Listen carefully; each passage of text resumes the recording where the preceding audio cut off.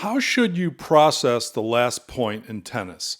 Hi, I'm Dr. Patrick Cohn with Peak Performance Sports at peaksports.com. I'm a mental performance coach. We help you take your practice game to competition more readily.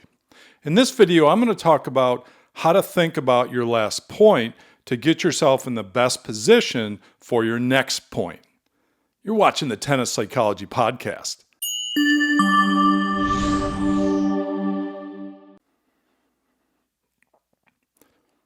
It's vitally important that when you step up to the service line or return of service line, that you're 100% focused on the next point. So that means you have to process the last point in a way that allows you to have a free mind. You don't want a split focus. A split focus is you're trying to think about your next serve, but at the same time, you're dwelling on that last point, on maybe an unforced error that you made, or your opponent hit a winner on you, or you just missed that routine ball. And when you're dwelling, you're going to have that split focus. So it's impossible to focus on the current point or the next point if you're dwelling on the last point. So that requires you to process the last point in a way that's going to help you. The between point routine is going to help with that aim. So how do you process that point? Do you get frustrated? Do you start to doubt? Do you get upset with your opponent yelling, "Come on"?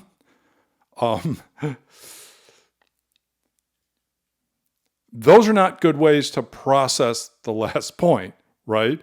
So I always tell my athletes, look, there's nothing relevant about the past, except one caveat to that, right? The only thing that's relevant is strategy and tactics. So if there's information that comes from that previous point or that previous game about how you need to conduct yourself in terms of your strategy or how you need to problem solve or change your tactics, then that is highly relevant. But for the most part, anything from that previous point, the miss, hitting it long, hitting the ball into the net, missing a routine ball, missing your serve, whatever it may be, that's all irrelevant. It doesn't help you in the moment, as I discussed earlier. So when you process the point, I want you to think of a ritual, but I don't like the term ritual. I like routine. A routine is something that you go to between each and every point. That could be you go to the fence, give yourself a little talking to. You go to your towel and you towel off. You go to your strings and you adjust your strings. Typically, though, I'd like you to turn your back to the court, meaning once I turn around again, then I'm going to be 100% focused on the next point. So when you do go to your strings or you go to the fence or you go to the towel, whatever you choose to do, you have to remind yourself, I can't get that point back. It's in the past. The best thing that I can do is move on right now and not bring the monkey on my back. Now, when you do turn to face the court and to go to the service line again, that's when you have to be 100% committed to the next point. If 20% of your mind is still focused on the last point, that's not going to be helpful. But remember, the only thing that is helpful from the past is you being able to adjust your tactics. If you know out wide is working, or if you know into the body is working, then you keep going back to that well until it's not working.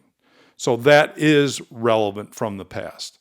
But pretty much everything else that you bring from the past is not going to help you in the moment on the next serve. All right. Hey, if you want more information about mental training or mental coaching for tennis, we work with tennis players all over the world via FaceTime, Skype, Zoom, one-on-one. Yep. And in addition, if you want more articles, podcasts, videos, you can jump over to sportspsychologytennis.com. Thanks for watching.